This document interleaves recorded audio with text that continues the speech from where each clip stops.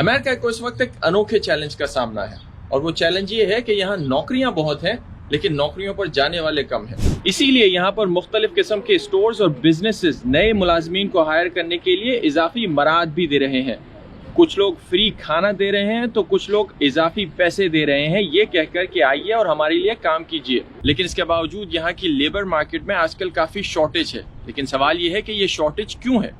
जब से corona virus की वबा शुरू हुई है तब से लेकर अब तक अमेरिकी हुकूमत ने अपने शहरियों को अरबों डॉलर के बेनिफिट्स दिए हैं, जिसमें सबसे बड़ा बेनिफिट अनएम्प्लॉयमेंट बेनिफिट है। यानी वो लोग जो बेरोजगार हैं वो अमेरिकी हुकूमत या अपनी स्टेट हुकूमत के पास जाकर ये कह सकते हैं कि वो बेरोजगार हैं, घर पे बैठे हैं और उन्हें घर बैठे कई सौ डॉलर हर हफ्ते दिए जाते हैं। डिपेंडिंग ऑन आप अमेरिका की किस स्टेट में रहते हैं, ये बेनिफिट्स $400 से लेकर $600 पर वीक हो सकते हैं और ये बेनिफिट्स इस साल सितंबर तक जारी रहेंगे। इसके अलावा जिन फैमिलीज में छोटे बच्चे हैं उनको भी चाइल्ड टैक्स क्रेडिट की सूरत में तकरीबन $300 महाना दिए जा रहे हैं। और सिर्फ यही नहीं, पिछले साल से अब तक डायरेक्ट कैश पेमेंट की सूरत में कई हजार डॉलर अमेरिकी शहरियों को दिए जा चुके हैं, जो कि one time cash payment cheques की सूरत में उन्हें मौसूल हुए हैं।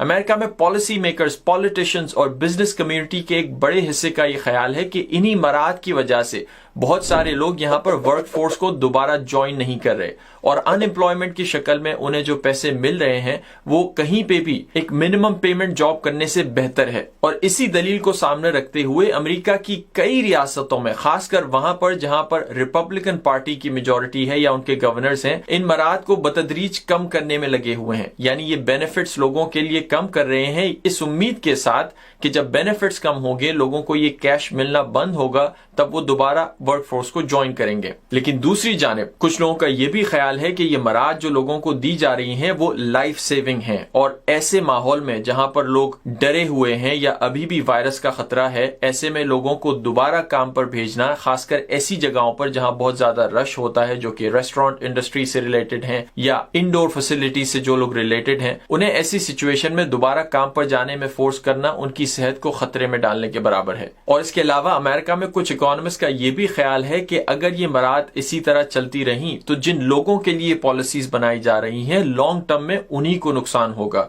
वो इसलिए कि अगर ये वर्क फोर्स में शॉर्टेज इसी तरह बरकरार रही तो बहुत सारे छोटे बिजनेसेस, स्पेशली रेस्टोरेंट जो हैं, वो बंद होना शुरू हो जाएंगे, जिससे अमेरिका की ओवरऑल इकोनॉमी को नुकसान होगा। और जब ओवरऑल इकोनॉमी में ये बिजनेसेस बंद होंगे तो लोग लॉन्ग टर्म अपनी नौकरियां खो सकते हैं और इस वक्ती फायदे के लिए इन्हें लॉन्ग टर्म नुकसान झेलना पड़ सकता है। That's it. See you next time.